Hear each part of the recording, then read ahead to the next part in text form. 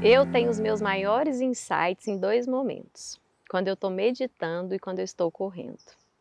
E esse insight dessa pessoa que está aqui do meu lado, eu vi numa corrida. Eu estava correndo ali na região do Paço Municipal e olhei de cima e vi aquela região do Shopping Flamboyant, aquela região toda e falei assim, nossa, a história dessa família é uma história muito interessante. É uma história que merece ser contada. E a única pessoa que eu tinha ligação ali é essa que está aqui do meu lado, só que eu falei assim, para, porque você está viajando, ela é super reservada, calma, volta da corrida, espera a adrenalina baixar e pensa melhor. Só que não saiu da minha cabeça, eu falei, ah, meu santo Cristo, eu vou ter que dar ouvidos. Falei assim, quando não sai da minha cabeça, eu preciso fazer. E foi muito tempo realmente. Eu falei assim, não, eu vou criar coragem e vou, mas eu já escutava um bem polido, educado, assim, sonoro não. Mas ela me surpreendeu, ela falou um sim, e eu não estava preparada para o sim. Falei, então vamos começar. E quando ela falou sim, eu falei assim, bom, e agora do que a gente vai falar? Porque assim, depois eu pensei muito mais que a história dessa família, que tem uma identidade já muito formada, ela teve a identidade dela, e isso me surpreende muito nela. E quando eu joguei isso para ela veio com outra paixão, que foi a poesia. Eu pensei assim, gente, então agora eu não sei mais, nós vamos falar de quê? Vai ser uma árvore de Manuel de Barros manuelística, uma árvore psicanalítica, mas muito pouco administrativa. Mas é uma sombra da árvore muito desafiadora para mim, mas me fez me apaixonar algumas vezes durante o que eu estava estudando para conversar com ela sobre isso. Mas aí eu estudei muito Manuel de Barros, que ela falou que era uma pessoa que estava muito na cabeça dela no momento e tal. E eu peguei uma frase que ele falou para uma filha, um bilhete que ele escreveu para uma filha que ia fazer uma apresentação. E eu vou falar a mesma coisa, que ele falou mais ou menos assim. Eu não vou ler porque não é o escrito, mas foi mais ou menos isso. Que ele falou assim, que a gente está muito... que a insegurança, ela dá liberdade para a gente se achar idiota. E que a incerteza, ela é um escudo contra as nossas maiores pretensões. E foi exatamente isso que eu pensei na hora de convidar. Eu falei assim, eu fiquei insegura, assim, deixa eu ficar quietinha. Então, um salve a incerteza, a insegurança e um salve a eu ter enfrentado ela e você estar sentada aqui do meu lado. Eu estou muito feliz. Que bom. Obrigada. Obrigada, Leninha, pelo convite e de estar aqui nesse momento, debaixo aqui dessa árvore, que tem um significado tanto simbólico para você, tem a história da sua família e é o lugar que você se sente acolhida e de certa forma você chama, convida aqueles que você tem respeito, admiração para se sentirem acolhidos. Então eu sinto, desde que quando eu te conheci, essa capacidade de querer compartilhar, de ser generosa e de apresentar tudo aquilo que você tem acesso. Então, acho que a partir do momento que você recebe aqui na sua árvore, né, no seu coração, para que a gente possa compartilhar histórias, não tinha como eu falar não. Eu acho que é o Ernesto Sábato que diz que cada vez que ele perde um encontro, era como se ele tivesse perdido uma grande oportunidade de aprender. Então eu jamais falaria não. Eu acho que a insegurança, a incerteza, ela, por um lado, ela provoca, né, essa possibilidade de receber ou não, ou no sim. Mas se a gente tem muita certeza, a gente nem tenta, né? A gente já sabe, acha que sabe. Então, estou muito feliz de estar aqui com você, de poder olhar aí nos seus olhos e poder ter essa troca. Vamos lá! Então, como que a gente começa? Eu queria assim, saber o que ficou, o que tem na Alessandra primeiro dessa família? O que tem enraizado aí dentro de você? Então vamos lá. Estamos aqui debaixo da árvore, falar de árvore genealógica, né? Dessas isso, adorei gerações. Isso. Falar aí o símbolo da nossa família também, que é o flamboyant, que é uma árvore muito simbólica, né, para a cidade, para a região, e ao mesmo tempo tá aí mostrando as raízes, né? Eu acho que a questão dos valores é o que mais é significativo na minha vida, na vida das minhas irmãs, dos meus pais, que foi sendo passado de geração em geração, né? Esse compromisso, essa responsabilidade com a cidade, com a região, de apresentar algo diferente. Então, acho que esse valor é muito forte, essa responsabilidade.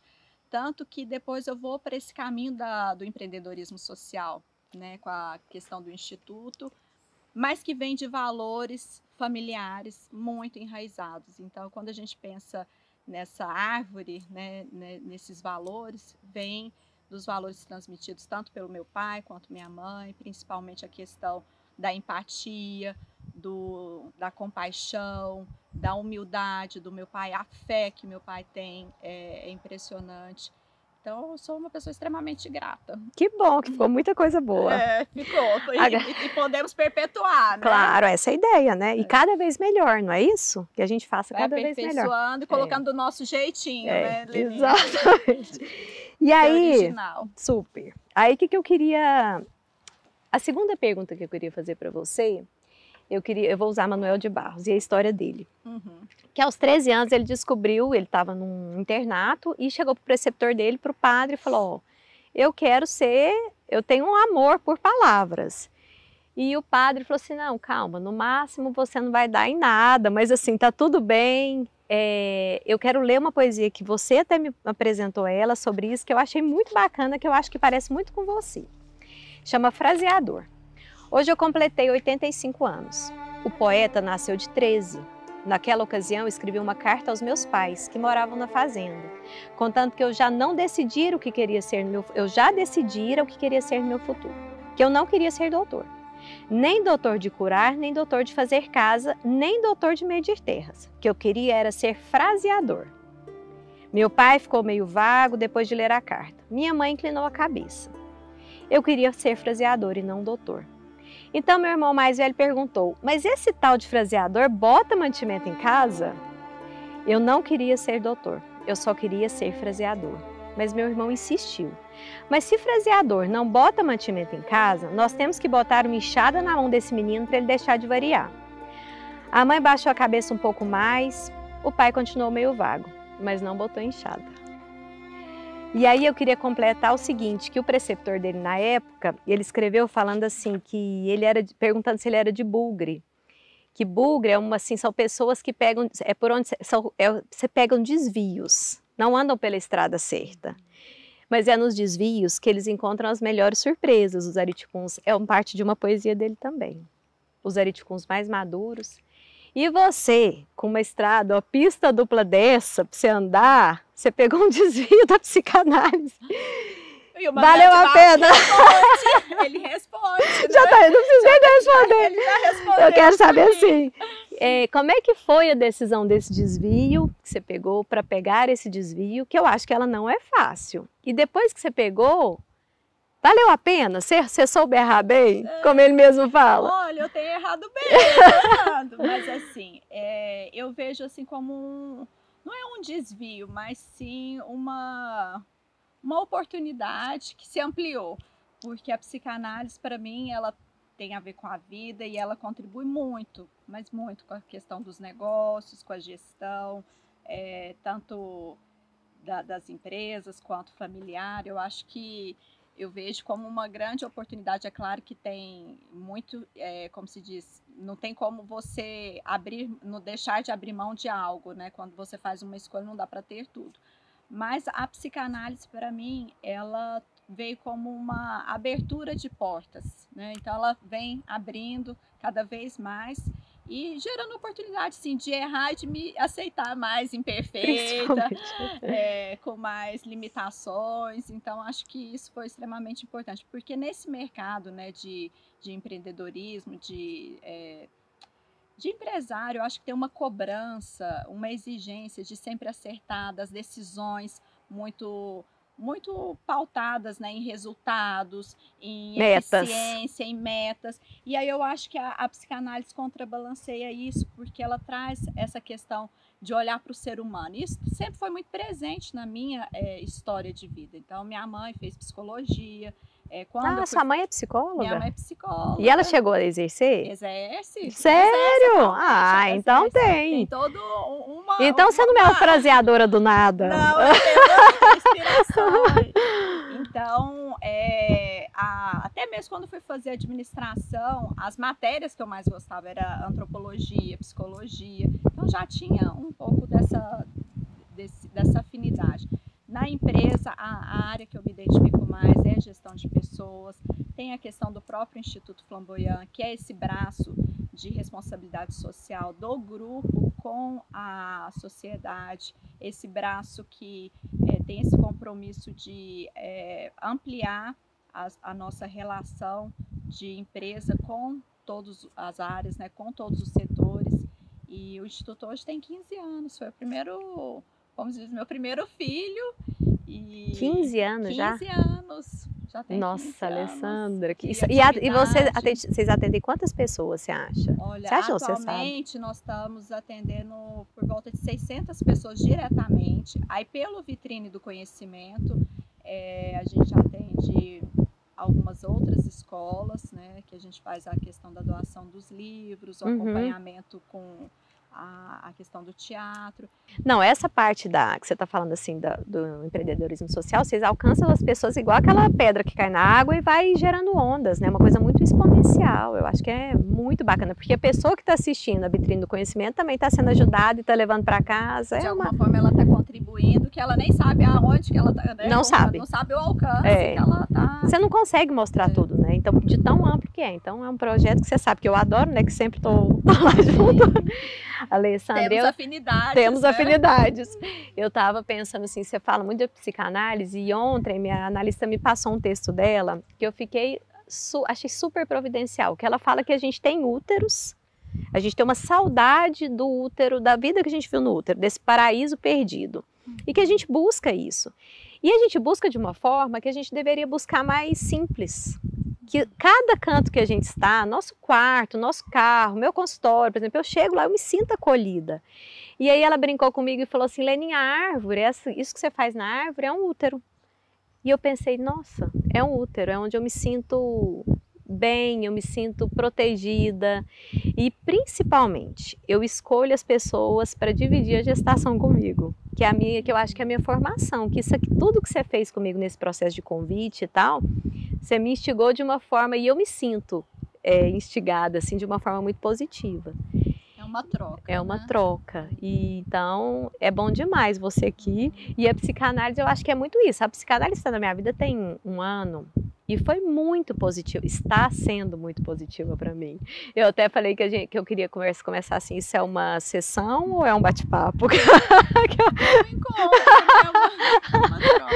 Eu acho que a partir do momento que a gente tem essa disponibilidade de estar com o outro de uma forma presente, entregue, acolhedora, existe essa possibilidade de ser fecundado, né, de ser gestado. Então você tem seu útero psíquico, eu tenho o meu, e aí a gente troca e a gente pode gestar, né, ideias, sentimentos, emoções, e que isso possa, né, se perpetuar, possa ser ampliado. E qual que é o lugar que você acha, de todos esses papéis que você cumpre, que você acha que você se sente mais plena? Se fosse para você falar um, assim.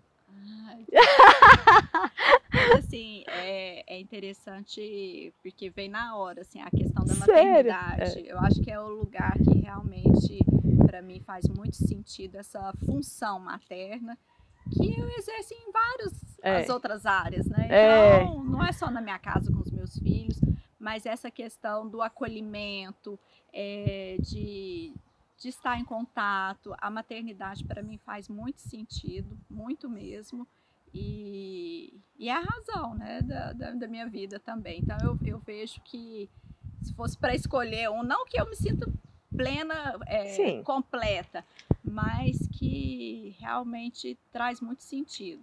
E na psicanálise, de certa forma, eu exerço a função tanto materna quanto paterna, né? Porque o analista, a gente brinca que é um pai, né? Ora ele é continente, como essa árvore sua, que acolhe, né? De forma que a pessoa senta ali, se entrega, confia, estabelece uma relação de confiança, de parceria, para ter esse crescimento. Então, e é assim que a gente faz com os nossos filhos, não é? A gente recebe, acolhe, e diferencia, sabe que o outro é o outro, né? A gente por mais que a tenta. gente gostaria que a gente tente, né, olhar para ali e querer ver uma continuidade nossa, é muito importante a gente reconhecer as diferenças, né?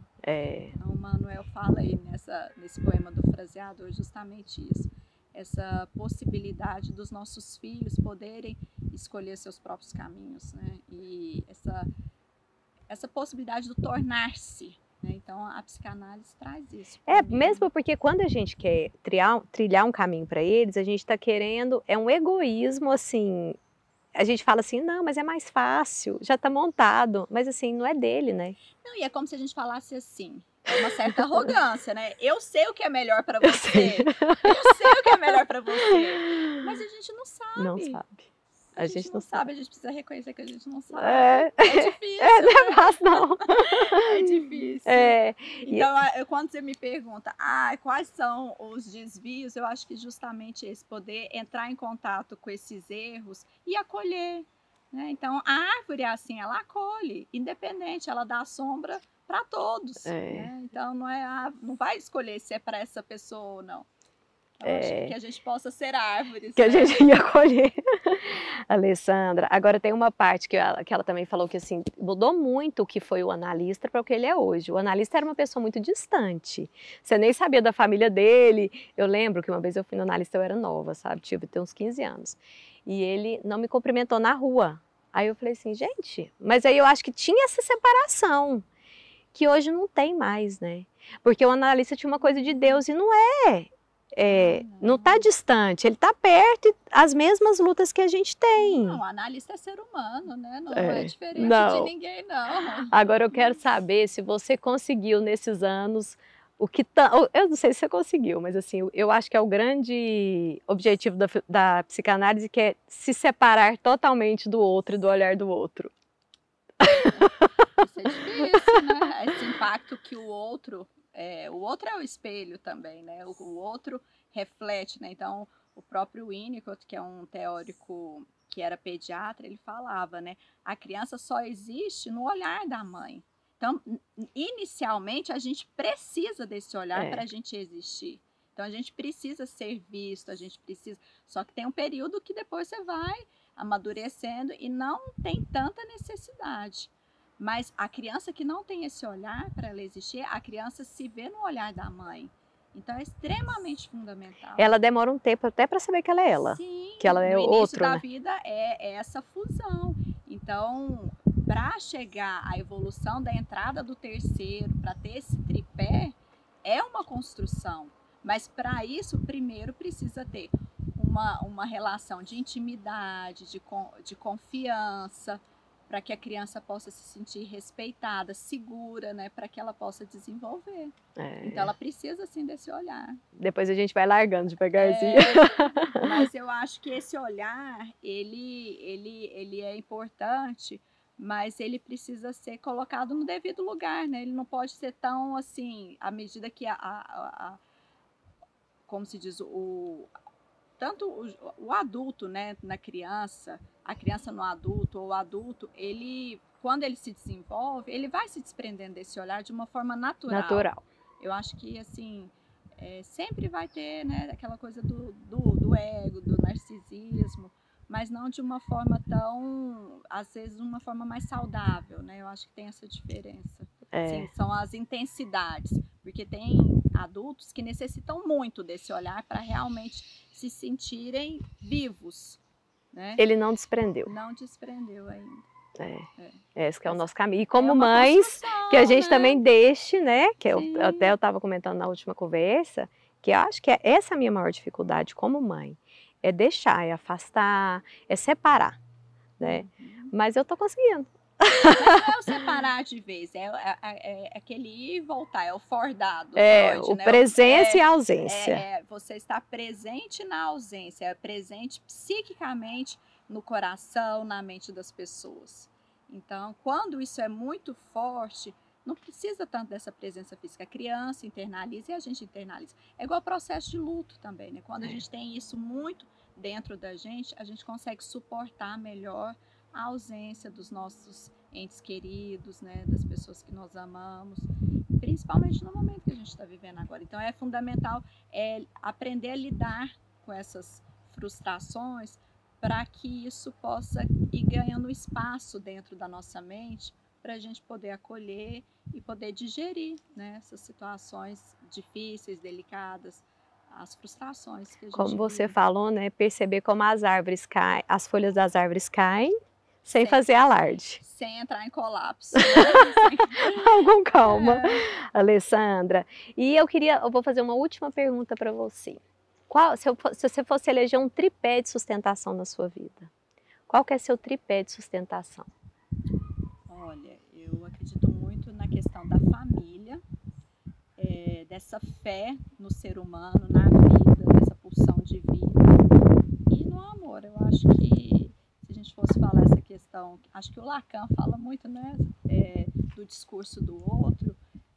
Desde muito novinha, meu pai falava, Alessandra é amor. Então, a gente Sério? Ele falava isso? Fica com essa palavra e eu acho que a gente meio que segue, né? Então, o amor, a coragem e eu acho que a paciência, a gente ter paciência para entender que tudo tem seu tempo e coragem, né, para seguir. Você falou do Lacan e ele fala do amor, a forma de amor que o Lacan é muito difícil de ler, né? Ele fala assim, né, amar é dar aquilo que não se tem, aí a gente fica assim, mas como assim? Isso, né? Que é isso? Mas aí pela tradução que eu escutei, assim, uma interpretação, achei muito bonita desse tipo de amor, esse amor que você não quer ter a pessoa para você, igual o Manuel de Barros, deu vontade de pegar e agarrar ele para mim, mas assim, é de você admirar tanto o que ele é, de fato, amar pelo processo dele. É aquela questão do amor da estética, né, igual a flor. Você vê uma flor bonita, você não vai lá arrancar, você vai apreciar, você vai se encantar com a flor e não necessariamente você precisa arrancar. Levá-la para sua casa. Minha querida, pela primeira vez eu vou deixar alguém finalizar a Sombra da Árvore, viu? É a primeira vez que alguém vai finalizar, porque ela me mandou uma poesia que eu achei linda, mas eu acho que vai ficar mais bonita ainda na sua leitura. E a gente não, peraí, esqueci de falar uma coisa rapidinho. Meu primo, José Eduardo Umbelino, escritor, que me prestou o livro dele para estar aqui, que eu não abri para ler, porque eu vou deixar você ler, mas de coração, eu agradeço ele, é um escritor, um poeta, assim, tá na família, viu? Quem sabe? Eu tenho gratidão por ele, uma gratidão grande. Esses livros aqui, tá uma árvore super cult hoje. Eu quero te agradecer, Leni, por essa oportunidade, né, para a gente poder falar um pouco sobre a vida, sobre as nossas paixões. E quando você falou, eu pensei numa poesia, mas aí depois eu lembrei de uma outra, que eu acho que é muito parecida com você. Ah, meu Deus. Que é da Cecília Meirelles. Nós estamos mais Manuel. Mas eu vou voltar para o Manuel depois. Tá bom, vai lá. Que eu penso em você, que é assim. Se te perguntarem quem era essa que as areias e gelos quis ensinar a primavera, é assim que Cecília Meirelles inicia um dos seus poemas. Ensinar primavera às areias e aos gelos é coisa difícil.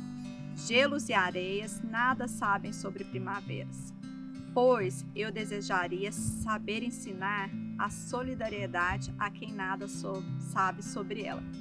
E eu pensei, porque assim, eu sei do seu trabalho, do seu engajamento com a causa social. E eu acho que esse projeto também da Sombra da Minha Árvore tem muito disso, né? De poder transmitir, né? De você transmitir aquilo que você acredita, que faz sentido para você e poder semear. Então... Obrigada, é linda. Eu acho que eu quis trazer a Cecília para a nossa conversa também, né? Ampliar a nossa roda de conversa. E quero ler o Menino que Ganhou um Rio, que... Essa aí marcou meu coração, viu? Que eu acho que tem muito a ver. O Menino que Ganhou um Rio. Minha mãe me deu um rio. Era dia do meu aniversário e ela não sabia o que me presentear. Fazia tempo que os mascates não passavam naquele lugar esquecido. Se o mascate passasse, a minha mãe compraria rapadura ou bolachinhas para me dar. Mas como não passara o mascate, minha mãe me deu um rio. Era o mesmo rio que passava atrás de casa. Eu estimei o presente mais do que fosse uma rapadura do mascate. Meu irmão ficou magoado porque ele gostava do rio igual aos outros. A mãe prometeu que no aniversário do meu irmão, ela iria dar uma árvore para ele. Uma que fosse coberta de pássaros. Eu bem que ouvi a promessa que a mãe fizera ao meu irmão e achei legal. Os pássaros ficavam durante o dia nas margens do meu rio. E de noite eles iriam dormir na árvore do meu irmão. Meu irmão me provocava assim. A minha árvore deu flores lindas em setembro. E o seu rio não dá flores. E eu respondia que a árvore dele não dava piraputanga. Era verdade. Mas o que nos unia demais eram os banhos nus no rio entre os pássaros. Nesse ponto, nossa vida era um afago. Que lindo. Esse poema para mim é o poema da gratidão. E eu lembrei muito de você porque a mãe deu um rio, né? Então, deu um rio e uma árvore para os filhos. E o que a gente faz com os presentes que a gente ganha, né? Que não são esses presentes concretos, presente que pode levar a gente para outros lugares, né? Como a árvore que você acolhe e está recebendo tantas histórias lindas, né? Nossa, eu adorei esse bate-papo e não vou deixar de fechar com uma fala do Manuel, que ele falou assim, Manuel de Barros, já estou íntima, que ele fala assim que quando ele herdou a fazenda do pai dele, foi quando ele foi trabalhar, mas ele queria ser poeta. E que ele falou assim, eu vou conquistar minha independência financeira porque eu quero viver de ócio e de vagabundagem, de poesia. Se vagabundagem de ócio foi isso aqui, eu também estou querendo viver disso aqui. Obrigada, viu? Obrigada.